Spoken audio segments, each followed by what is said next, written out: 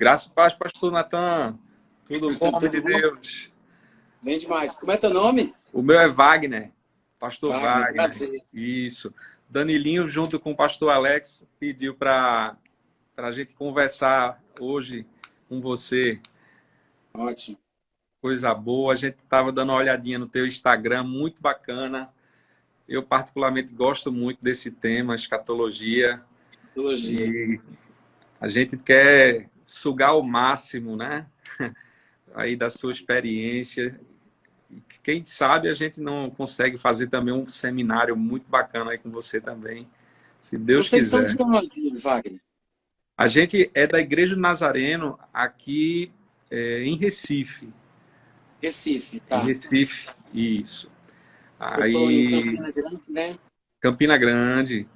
Nós temos algumas igrejas aí também, em Campina Grande, Ótimo. na Redondeza, uma conhecida a Igreja do Nazareno em Bodocongó e a Igreja do Nazareno em Campina Grande, pastor André, pastora Marbene. Mas muito bom, muito feliz, pastor, do senhor ter aceito esse convite, né? E tenho certeza de que quando a gente começar, o senhor começar a falar aí, o pessoal vai começar a ficar com a cabeça cheia de informações, né?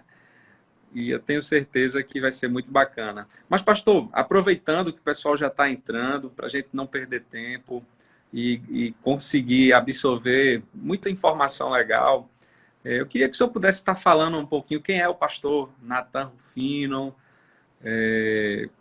qual a área assim, da teologia que ele mais gosta, se a escatologia está dentro dessa área também, né? Falar um pouquinho Tá bom. sobre você. Pode ficar à vontade. Obrigado, Wagner. É um prazer estar aqui, tá? Eu me sinto feliz pela oportunidade de poder conversar, conhecer gente nova, compartilhar um pouco da palavra. Eu tenho 47 anos de idade, eu sou cearense, sou da cidade de Fortaleza, a capital do Ceará. Em 96 eu me mudei para essa cidade de Campina Grande para morar com um casal de americanos do Alabama e nunca mais voltei para casa, né? Daqui eu ainda fui para o Rio de Janeiro, casei, depois voltei para cá, minha esposa é carioca, mas ela cresceu em Natal, nosso filho nasceu aqui, e é daqui que a gente viaja pelo Brasil e por outros lugares, pregando a palavra em conferências, seminários. Eu tenho 6 livros escritos, tá? Era isso que eu ia perguntar também, que eu estava olhando no seu Instagram. Por favor, se puder falar agora e também no final para o pessoal que vai estar Tá. entrando. Bom, gente, eu tenho 6 livros escritos, tá? Eu sei que está ao contrário aí, mas é só para vocês verem, tá? Sobre assuntos diferentes. Aqui é Parentes Debaixo da Promessa, uma exposição sobre aquela passagem de Atos 16:31, crê no seu Jesus, será salvo em tua casa. Eu mostro que não existe uma promessa de que parentes de crentes serão salvos, e eu percorro todo esse pensamento, que é uma crendice popular, né, no meio cristão, Exato, verdade, mas a pastor. Bíblia Até deixa hoje a muito, gente escuta muito em algumas igrejas, né? Ó, muito crê no Senhor comum. Jesus que vai ser salvo tu e tua casa. Muito bacana. É, são duas coisas, né? Uma é essa frase de Atos 16:31 que você acabou de citar, e outra é aquela que fala muito assim, não, mas vamos crer porque ele está debaixo da promessa, né? Sim, O irmão, o é filho, o parente verdade, é está debaixo da verdade. promessa, né? Aí eu É mostro verdade. que a Bíblia é contrária a essas ideias, embora a Bíblia dê esperança de salvação para parente, mas há uma responsabilidade do crente de conviver com essa pessoa de uma forma tal para que ela possa ser ganha. Lá em 1 Coríntios capítulo 7, Paulo ele diz que se algum crente é casado com uma mulher que é incrédula e ela consente em viver com um crente, aí diz que o crente não a deixe, porque pelo convívio da esposa crente ou do marido crente, o outro vai ser santificado. Se não fosse assim, se não houvesse uma influência positiva do crente no incrédulo, até os filhos seriam imundos. Mas porque a influência é tão grande, a pessoa pode salvar o marido e salvar os filhos. Agora, não é garantia, não é certeza, não é promessa. É por isso que Paulo continua explicando e diz assim, agora, se o incrédulo quiser se apartar, em tais casos, que se aparte. Porque como sabes, ó mulher, se salvarás o teu marido? Como sabes, ó marido, se salvará a tua esposa? E aí eu coloco de propósito aqui nessa parte aquela frase de Jesus. Lembrai-vos da mulher de Ló. Né? Jesus disse, lembrai-vos da mulher de Ló. mostrando que é uma coisa individual. Estarão dois numa cama, um será Sim, tomado, outro será deixado, sim. né? E ela acabou ficando para trás, né? Por uma Ficou para escolha trás. dela. E esse assunto também envolve a escatologia, porque lá em Lucas 17 ou Mateus 24, onde aparecem essas citações, Jesus está mostrando que a responsabilidade da sua vida espiritual é individual. É por isso que ele diz, lembrai-vos da mulher de Ló, e 3 versículos depois ele diz, estarão dois numa cama, um será tomado, o outro será deixado. Obviamente que os dois na cama não é um ato sexual ilícito, porque senão os dois teriam ficado, né? Mas se um Exato. vai e o outro fica, então provavelmente deve ser o marido e a esposa, quando um é crente e o outro não é. Então, É assim, muito forte esse texto. esse livro ele fala só sobre isso, tá? Parentes debaixo da promessa, entre aspas. Bacana. Aí, Depois a gente vai parecido, divulgar aqui nos tá bom. grupos de... No seu Instagram, eu vi que também Ah, tem 4 livros, né? 4 livros, eu não sei, eu acho É que uma deve ter das o últimas link, postagens. tá? Pode ser. Eu tenho 6.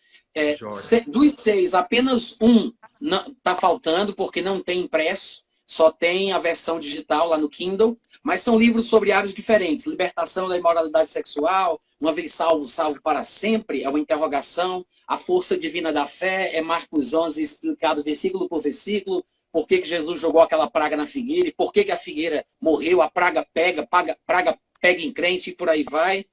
Crer em Deus e vejo o invisível. E são alguns livros interessantes que alguém pode adquirir lá no meu site, né? Entra em natanrufino.com.br/loja, aí lá tem vários livros. É só comprar com cartão, débito, tem tudo lá, tá? Pra gente não falar Show só de sobre bola, isso, senão a pastor. gente... No final, vamos dar uma reforçada para o pessoal que vai estar entrando, poder acompanhar e poder seguir. E eu quero também conseguir pelo menos uns 2 para mim, eu quero comprar. Tá bom, obrigado, Wagner. Você vai gostar muito, tá? Mas fale aí o que Joia. você gostaria de saber.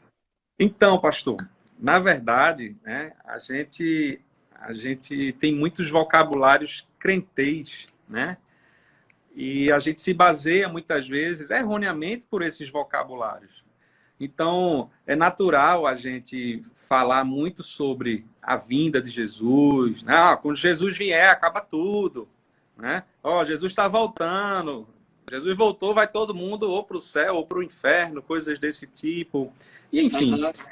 mas eu não teria como fazer uma pergunta perfeita. Mas para começar, né? Para começar e deixar o pessoal assim com bastante interatividade, eu queria perguntar o seguinte: é verdade que existem linhas de pensamentos sobre a vinda de Jesus? E aqui eu pergunto ao senhor na linha de seguinte: pré-tribulacionismo, pós, aquela questão, o que seria isso? O que seria a escatologia e essas linhas? Vamos resumidamente tentar fazer dessa forma.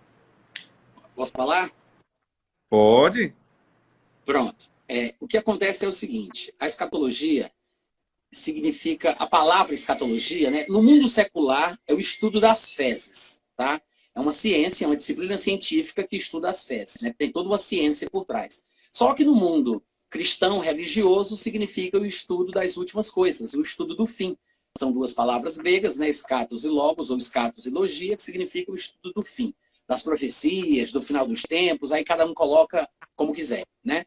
Então, a escatologia ela vai se dividir em 2 grandes grupos. Tem a escatologia universal, a escatologia geral, que fala do arrebatamento, da tribulação, do tratamento de Deus com Israel neste período, fala sobre a ressurreição dos mortos após a tribulação, fala sobre o milênio, e tem várias características gerais que envolvem as nações e os seres humanos como um todo.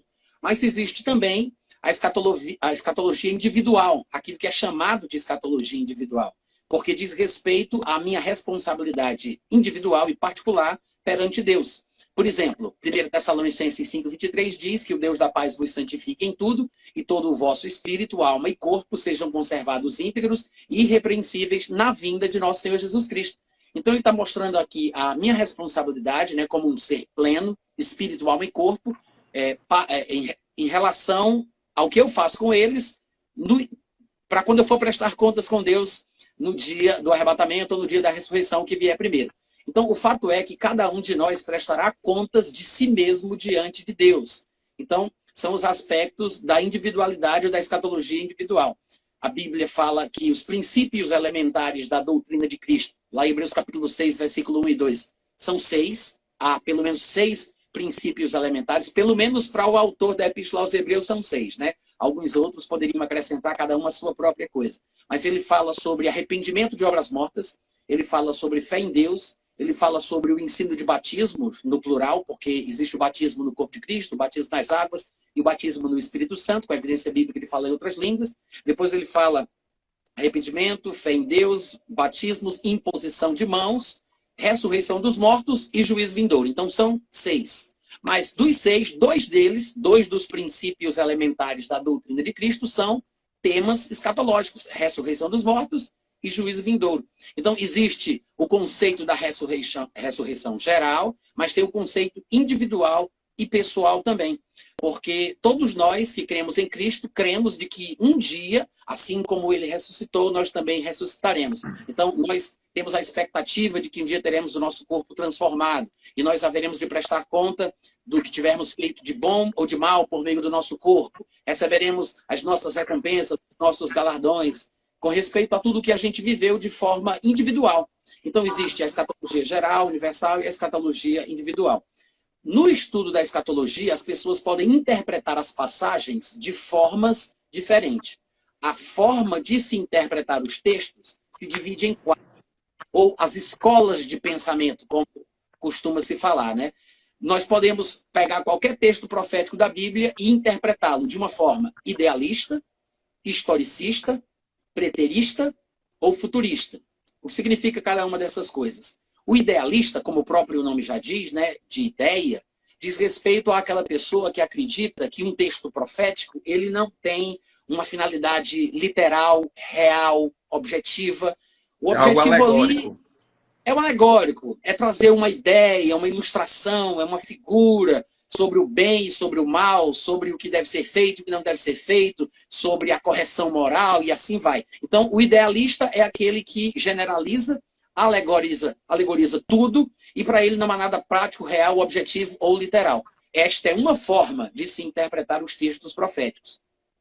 O preterista é aquele que diz que tudo o que foi profetizado se cumpriu no tempo da vida do profeta que falou. Se Jesus falou, não ficará pedra sobre pedra que não seja derribada, ele não poderia estar querendo dizer que isto poderia se cumprir num tempo muito futuro, centenas ou milênios depois, num futuro muito remoto. Não, tinha que ser na época de Jesus Cristo. Se não foi na época que ele viveu, seria mais ou menos no tempo em que ele estaria vivo se não tivesse sido morto. Então, com isso, as pessoas vão interpretar que se cumpriu no ano 70, ou qualquer outra profecia de qualquer profeta se cumpriu na época da vida do profeta. Então, por que é chamado de preterismo? Porque a palavra pretérito é passado, né? Então, é passado porque não importa se o profeta falou sobre um futuro daqui a 2 anos, 3, 4, 5, não importa quanto tempo vai se passar, esse futuro nunca vai exceder a extensão de vida do profeta. Então, vai se cumprir na época dele e todos os profetas passaram, então todas as profecias já se cumpriram. Essa é a visão preterista, né? Aí vem o historicista, que é aquele que, como o nome já diz, né, de história, é aquele que acredita que as profecias têm se cumprido ou se cumpriram ao longo da história. E eles fazem como é que eu posso dizer? Eles têm uma predileção pelo ano 70 depois de Cristo e eles costumam apontar para aquele momento como se tivesse sido o Apocalipse. De fato, eles acreditam que as profecias do sermão profético de Jesus, em Mateus 24, Marcos 13, Lucas 20, Lucas 17, se cumpriram no ano 70 e tudo que foi descrito em Apocalipse aconteceu ali. O anticristo já veio, a tribulação já passou, etc, etc. É mais ou menos isso que os historicistas acreditam. E tem o futurismo, que é a linha de pensamento que eu defendo, que eu acredito, que eu acho que faz mais sentido, que é aquela que diz que o futuro fica no futuro. Então, em 1827, um senhor chamado John Nelson Darby fez uma grande revolução na igreja cristã e ele trouxe as pessoas de volta ao pensamento futurista. Quem diz isso é um senhor que é pós-tribulacionista chamado George Led. George Led. Ele escreveu um livro chamado Abençoada Esperança. Tem esse livro em português. Ele é uma sumidade no mundo pós-tribulacionista, é muito citado por outros autores, eruditos, acadêmicos, e o próprio, porque é bom lembrar que John Nelson Darby, além de trazer a igreja de volta para o futuro, né? Porque até então o que prevalecia na teologia, na escatologia, era o preterismo. John Nelson Darby ele trouxe a igreja de volta para o futuro. Então, o próprio pós-tribulacionista George Led, ele diz que a igreja deve muito a John Nelson Darby por causa do trabalho magnífico que ele fez nesse sentido escatológico. Embora George Led não concorde com John Nelson Darby sobre o pré-tribulacionismo. Então, na verdade, é o seguinte, um pré-tribulacionista, um meso, mid ou pós-tribulacionista são todos futuristas, porque eles acreditam que a maioria dos textos proféticos vão se cumprir no futuro, que é isso que o futurismo diz. Só que dentro dos futuristas tem outras subdivisões, né? É aí onde vem a questão de quem é que acredita que o arrebatamento é antes, durante ou depois da tribulação. Mas, tirando as escolas de pensamento, né, a forma de se interpretar os textos, para responder completa a tua pergunta, além disso, tem outra subdivisão muito popular, que é a questão do milênio. Como a igreja, como as comunidades cristãs interpretam o milênio. Há quem diga que o milênio... Pode falar, diga, Wagner, você ia falar. É algo que quase não é citado nas igrejas, né? É muito raro você ouvir nas pregações, nas escolas bíblicas, e Sim. é um tema que está lá, claro, né? Muito nítido nas escrituras e que tem muito parâmetro para se poder desenvolver isso na mente dos cristãos como uma realidade, né? Mas eu não quero atrapalhar, a gente vai fazer algumas perguntas sobre esse tema também daqui a pouquinho. Tá ótimo. Bom, então o milênio é importante. Ele é citado no Antigo Testamento, nas profecias do Antigo Testamento, embora não se fale nos profetas do Antigo Testamento, que era um período de 1000 anos. Eles falam sobre uma restauração de todas as coisas, que inclusive é mencionada por Pedro lá em Atos, quando o pessoal vem a Jerusalém, quando eles os ouvem falando em línguas, e ele vai pregar para eles, é aquela coisa toda. Aí ele diz que todos os profetas falaram sobre este período da restauração de todas as coisas. Então, esta restauração, esse tempo maravilhoso, onde um leão vai pastar junto com um cordeiro, onde uma criança vai colocar a mão numa pedra e não vai ter perigo de ser mordido por uma serpente, esse período maravilhoso é descrito como um período de 1000 anos no livro de Apocalipse. Então, Apocalipse, capítulo 20, a partir do versículo 4, se eu não estiver enganado, é citado o milênio por 6 vezes. 6 vezes a palavra a expressão 1000 anos é citada ali. Então, é a primeira vez que o período é especificado, mas não é a primeira vez que o milênio é citado. Então, as características do milênio são apresentadas no Antigo e no Novo, embora somente em Apocalipse se diga que é um período de 1000 anos. Mas, em relação ao milênio, nós temos aí uma subdivisão também, e há quem diga que o milênio não existe, que isso é uma invenção, É algo alegórico também. É uma coisa alegórica, que não é real, não é literal, mas os que dizem que o milênio não existe são chamados de amilenistas, né? O A aí significa negação, então acéfalo é sem cabeça, anestesia é sem dor, né? Analfabeto é sem o alfabeta, sem conhecer o alfabeto. Então, o amilenista é aquele que diz que não existe esse negócio de milênio. Mas aí depois vem o pré-milenista e o pós-milenista. Embora o pós-milenista seja muito parecido em algumas questões com o amilenismo, tem uma pequena diferença. O milênio ele está associado diretamente, quem consegue enxergar isso já deu um grande passo na compreensão do milênio, mas o milênio está associado diretamente com o reino do nosso Senhor Jesus Cristo.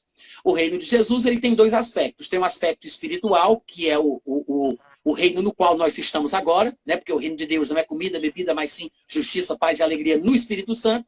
Jesus disse que quando o reino vier, ele não vai vir de forma aparente ou visível, lá em Lucas 17:20, ele estará dentro de vós, então é o aspecto sobrenatural no qual nós vivemos. Mas existe um aspecto físico, literal, e a Bíblia fala que Jesus reinará com cetro de ferro sobre todas as nações por um período de 1000 anos.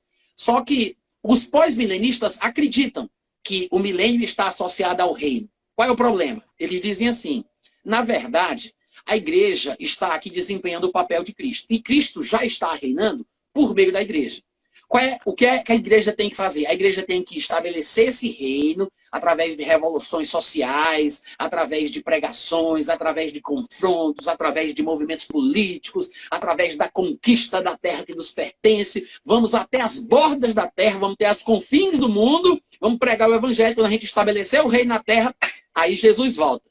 É por isso que eles são considerados como pós-milenistas, porque para eles o milênio, primeiro, não é 1000 anos de fato, eles são alegoristas, são idealistas, não é 1000 anos de fato, e eles acreditam que esse período que a igreja está vivendo agora já é o milênio.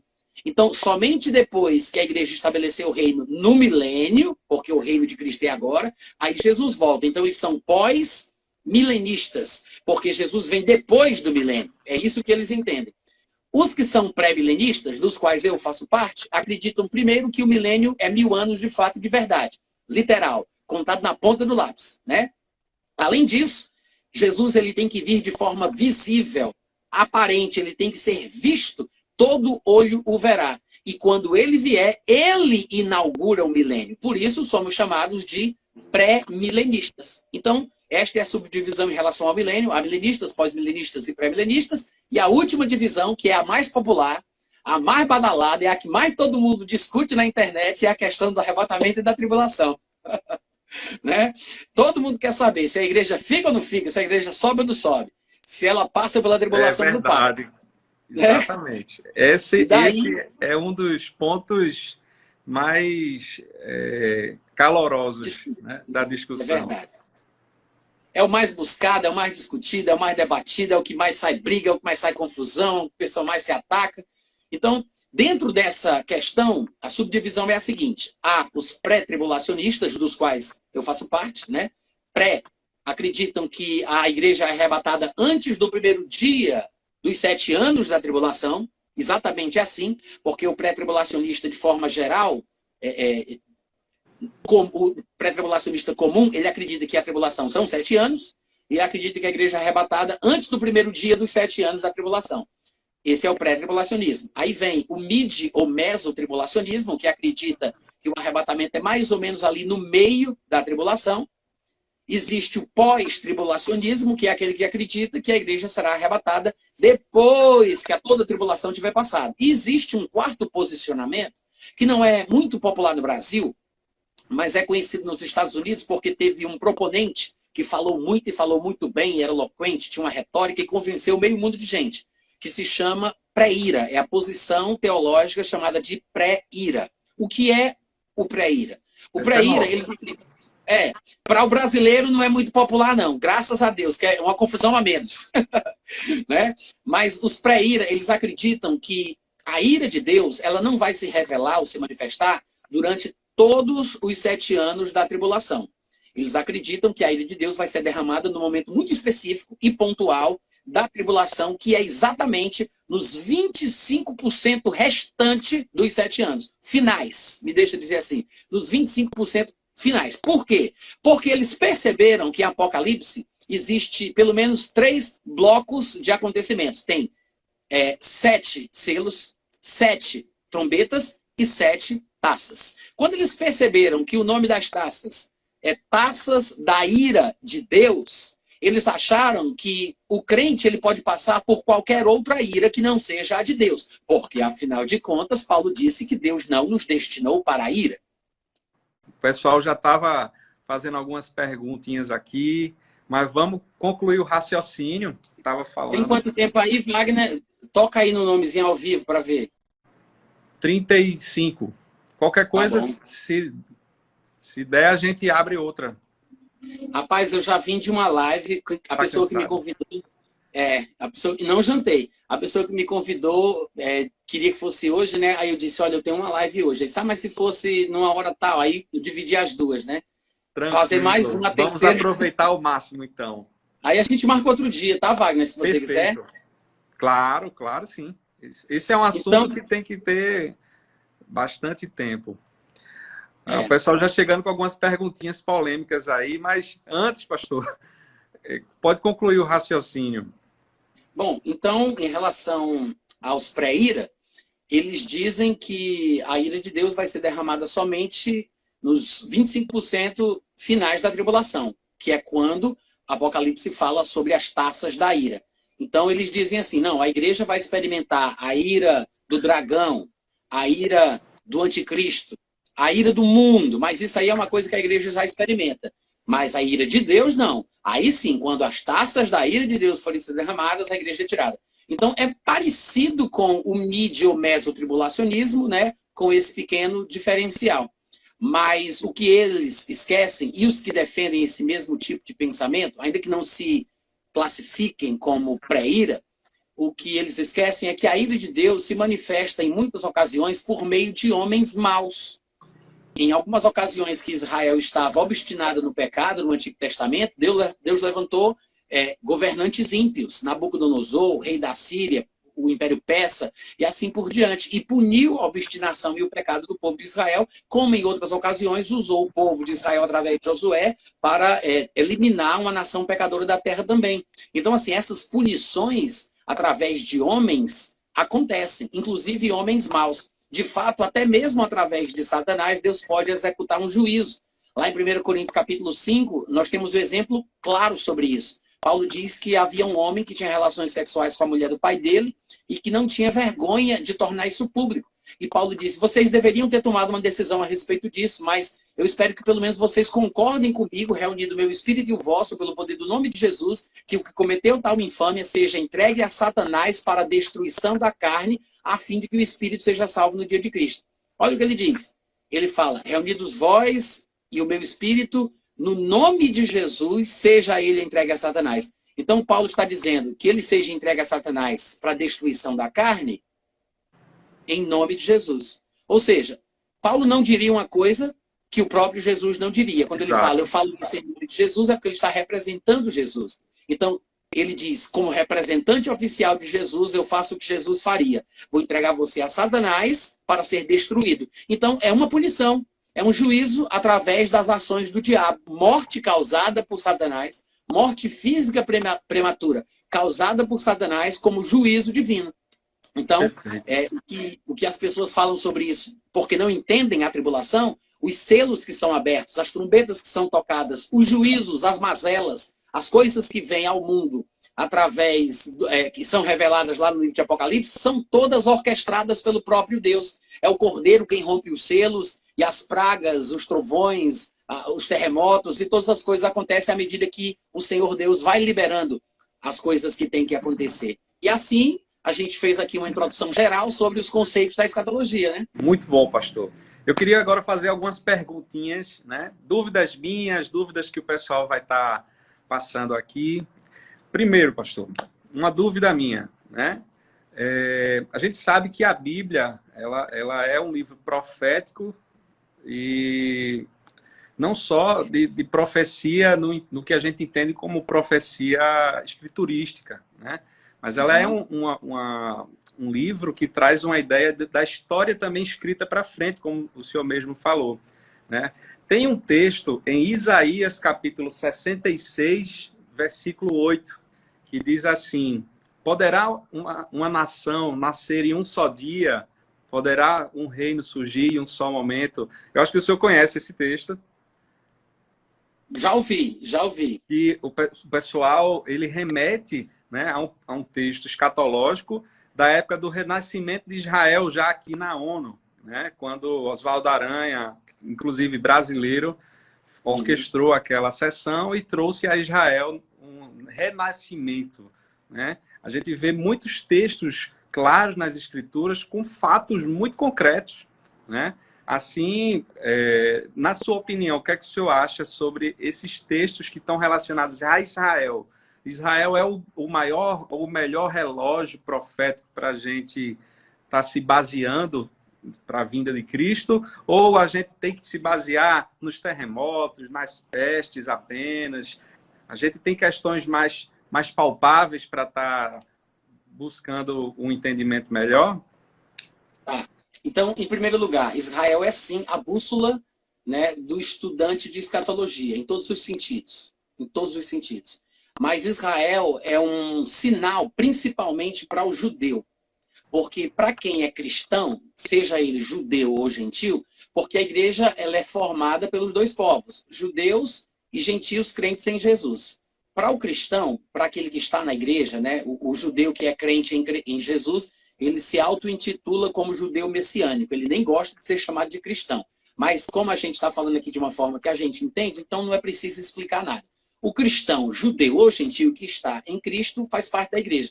Para esse, a nossa expectativa hoje não é o que há de acontecer com Israel, nem é o surgimento do anticristo, nem quando será o começo da tribulação, nem qualquer outro sinal. Porque a nossa grande expectativa é se encontrar com Jesus pela morte ou pelo arrebatamento. Então, assim, o que vier primeiro, a morte ou o arrebatamento, fará com que a gente se encontre com Cristo. A gente sabe que quando o crente morre, ele não fica dormindo, né? O sono da alma, como algumas pessoas acreditam. Até porque a Bíblia é bem clara sobre isso. Jesus conta uma história do rico e Lázaro, dizendo que os dois morreram, e o rico estava num lugar de tormento, sofrendo, e ele viu Abraão, viu Lázaro, falou, se lembrou dos seus da sua casa. E isso não era uma parábola como as pessoas pensam. Quando Jesus contava uma parábola, ele dizia, a que compararei? E é semelhante, é como se, nessa ocasião, não, Jesus começa a história dizendo assim, havia um homem, o seu nome era Lázaro, ele diz havia. Então, provavelmente, Jesus conheceu aqueles dois homens porque eram seus vizinhos na sua infância, enquanto ele crescia espiritualmente, se robustecia em espírito, crescia em graça diante de Deus e diante dos homens. Quando ele começou a ministrar, o Espírito Santo revelou para ele o que aconteceu no mundo pós-morte, e aí ele inclui isso no seu ensinamento. Pode ser. Parábola não é. Então, nós sabemos que existe um mundo real depois da morte. Além disso, o próprio Jesus confirma na cruz, quando ele diz para o ladrão, em verdade eu te digo hoje, dois pontos, estarás comigo no paraíso. Não que o homem estivesse com ele no paraíso naquele mesmo dia, porque Jesus ressuscita no terceiro dia. E ele diz para a mulher, eu ainda não subi para o Pai, né? Não me toque porque eu não subi. Então, o que desceu é também o mesmo que subiu para preencher todas as coisas, mas ele não subiu até o terceiro dia. Então, Jesus Cristo ele não foi para o paraíso no mesmo dia, mas ele disse, eu te digo hoje, estarás comigo no paraíso. Depois, quando ele ressuscitasse dentre os mortos, estaria no paraíso e o homem estaria lá com ele. Então, todos os crentes em Cristo, quando morrem, se encontram com Jesus. Ou se encontram no arrebatamento. Só que o arrebatamento é uma coisa da qual nós não temos sinais. Então, um pré-tribulacionista caçar sinal para saber quando está perto do arrebatamento é uma distração. Porque ele pode acontecer a qualquer momento, independente de qualquer coisa. Porque o arrebatamento, pelo meu ponto de vista, não é o marco inicial da tribulação. Porque se fosse, então a gente poderia procurar os sinais que apontam para o início da tribulação, porque apontam para o momento do arrebatamento, já que o arrebatamento é o marco inicial da tribulação. Quando acontece o arrebatamento, acontece a tribulação, então, se há sinais para a tribulação, os sinais já são os sinais do arrebatamento. Só que, na verdade, o sinal da tribulação, para o início da tribulação, é quando o anticristo surgir em cena, e ele firmar um acordo de 7 anos, um tratado internacional que inclua Israel. Um acordo de 7 anos. Aí sim, esse é o marco inicial da tribulação. Então, quanto tempo antes deveria acontecer o arrebatamento? Ninguém sabe. Porque a Bíblia não diz. Pode ser 1 ano antes, pode ser 2 anos antes, pode ser 1 dia antes, pode ser 1 hora antes, pode ser 7 anos antes. Quem sabe? Ninguém sabe. Então, acontece o arrebatamento, algum tempo depois, que ninguém sabe precisar quanto, começa a tribulação de um grau de intensidade menor para um grau de intensidade maior em relação às pragas, às punições e os castigos divinos. Então, assim, Israel é um sinal, principalmente para o judeu, mas profecias que se cumprem em relação a Israel, ainda que nos mostrem sobre o tempo que nós estamos vivendo, e por inferência, por raciocínio lógico, a gente conclua que o arrebatamento só pode estar mais perto do que longe, não há garantia de quando o arrebatamento vai acontecer, né? Pelo menos nesse sentido. Bacana. Pastor, outra coisa, o pessoal tem muita dúvida em relação ao livro de Apocalipse, né? Como ler o livro de Apocalipse, que mensagem o livro de Apocalipse pode trazer, mas nessa linha escatológica,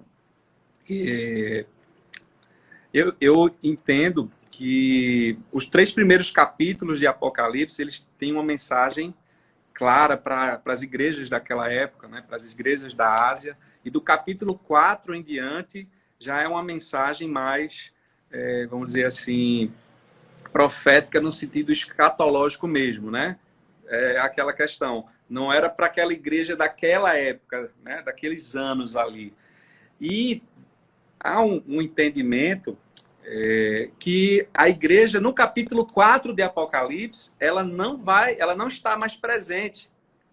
É um entendimento, eu queria que o senhor pudesse dar uma ajustada aí, uma afinada nesse pensamento, e que há alguns momentos que você vê pessoas ali, né, sendo recebidas no céu, passando, né, por um momento de salvação, né, aparentemente vencendo uma tribulação. E mais para frente, acho que no capítulo 18, Jesus vem para livrar o povo de Israel lá se eu não me engano, da batalha de Gog, Magog, alguma coisa assim.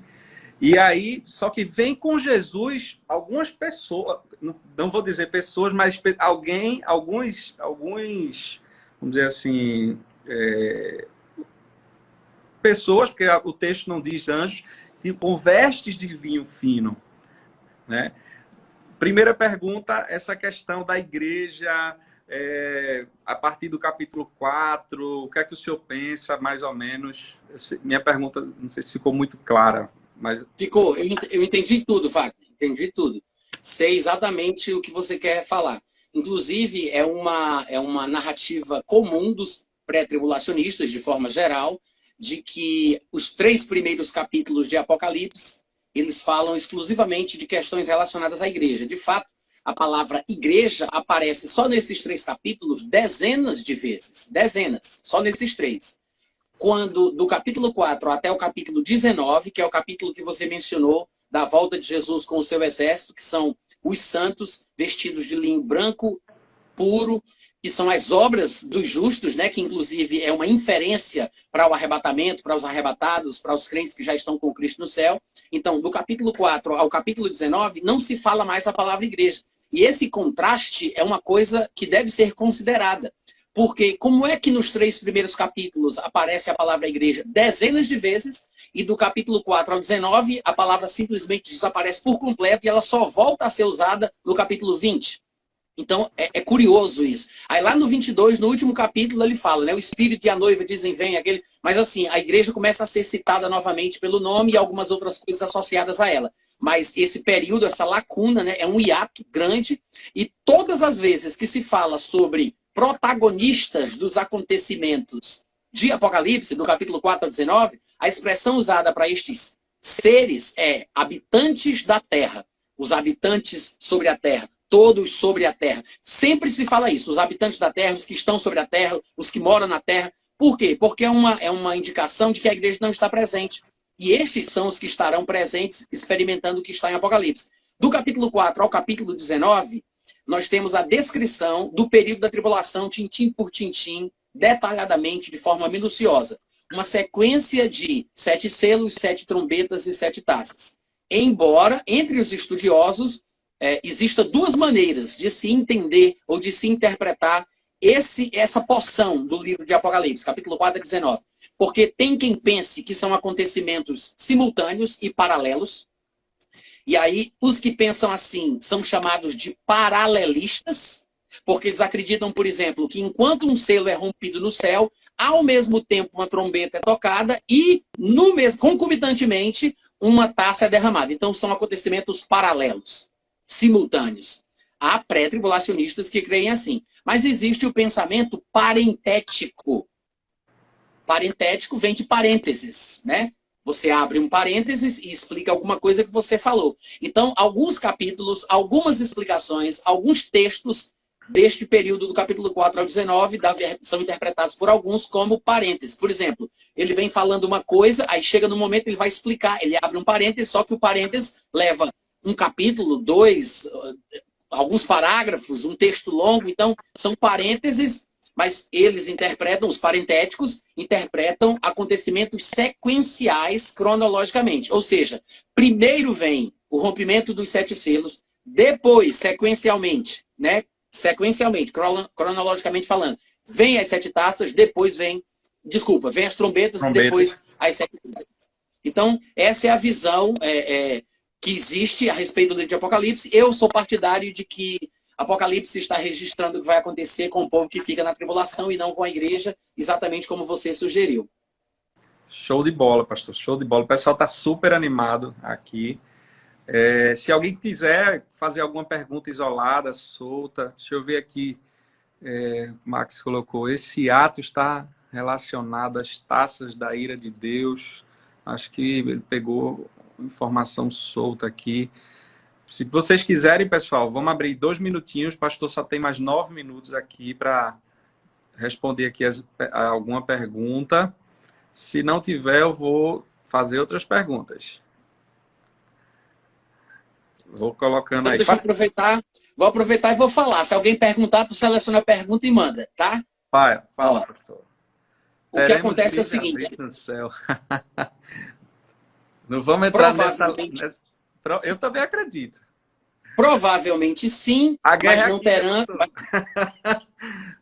A guerra é aqui, né? Sim, sim.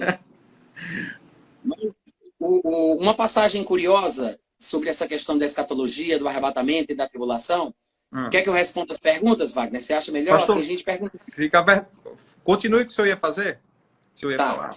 Em Lucas 17, do 26 ao 30, Jesus disse assim: assim como foi nos dias de Noé, será também nos dias do Filho do Homem. Comiam, bebiam, casavam e davam-se em casamento, até ao dia que Noé entrou na arca.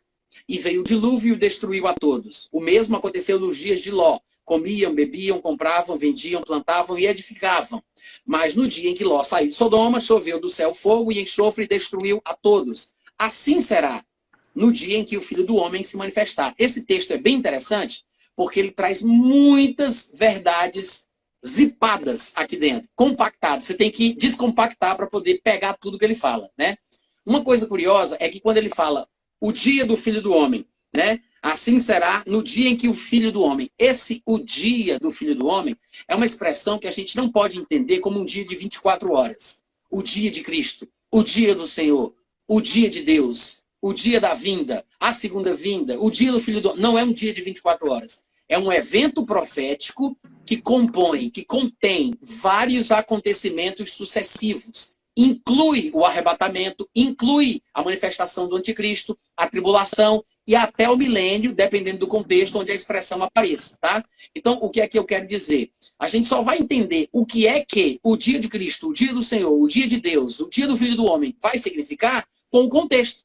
É assim que a gente faz em qualquer conversa, em qualquer comunicação. O campo semântico da palavra ou da expressão, ela vai ganhar a forma que o contexto determina.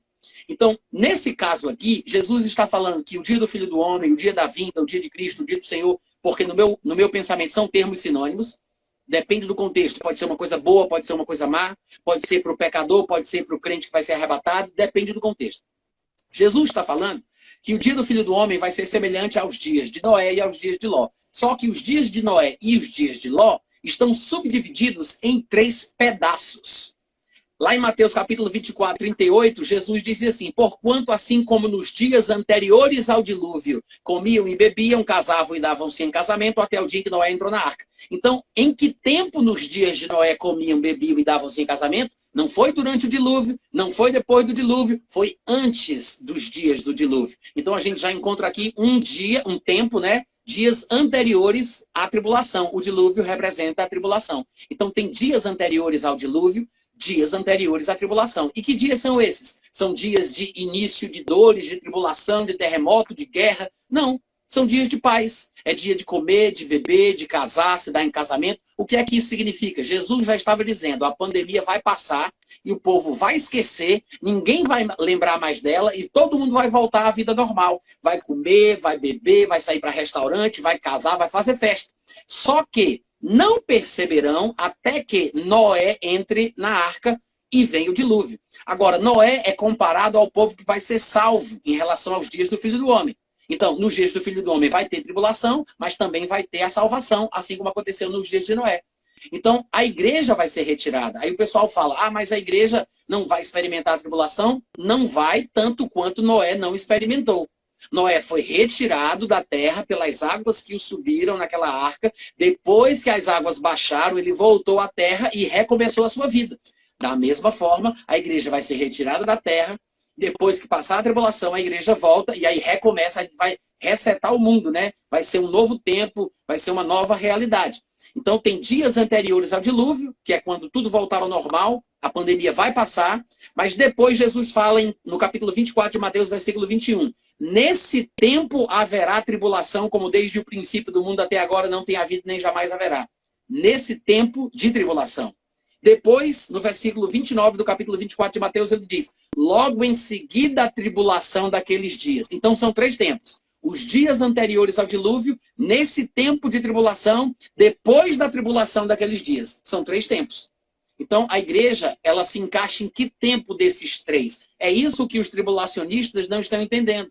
A igreja é comparada com Noé. Nós vamos ser retirados da terra, vai haver a tribulação, e nos dias posteriores virá o Filho do Homem, juntamente com os seus, como você falou muito bem, lá em Apocalipse capítulo 19. Show de bola, pastor, show de bola. Tem algumas perguntas que não vai dar para a gente responder. Essa aqui do Isaac, sobre Gog e Magog, isso aqui é uma live só sobre isso. Né? Eu tenho textos e tenho vídeos no meu site, no meu aplicativo, no meu canal do YouTube. Quem quiser procurar lá, tem tudo isso aí. Perguntas aqui sobre, depois que a igreja for levada, vai ter salvação para quem ficar? Eu acredito que só para Israel, né? Mas existe uma gama de pensamentos, mas depois a gente marca outra conversa com o pastor. Deixa eu ver aqui. Natan fala um pouquinho desse tempo que Daniel divide. Eita, também é um tempão, se fosse para falar. Tem quanto tempo aí, Wagner? Dá uma olhadinha. Falta 2 minutos, pastor. Tá. Não dá. Agora, a gente... Queria finalizar, pastor, 1 minuto e 50 segundos, agradecendo ao senhor, certo? Vamos, se Deus quiser, dar continuidade a essa live, por favor. E eu queria que o senhor finalizasse mostrando aqueles seus 6 livros, seus 6 trabalhos, para quem entrou agora, como a gente tinha combinado.